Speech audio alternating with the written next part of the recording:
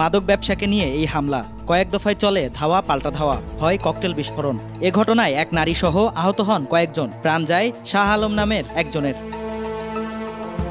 দুপুরে দুই গ্রুপের সংঘর্ষের পর রাতে সেনাবাহিনী, র্যাব, পুলিশের যৌথ বাহিনীর অভিযানে আটক করা হয় বেশ কয়েকজন সন্দেহভাজনকে। তাদের মধ্যে 14 জনকে গ্রেফতার করা হয়েছে। উদ্ধার করা হয় দেশীয় অস্ত্র, হেলমেট এবং বিপুল পরিমাণের মাদক।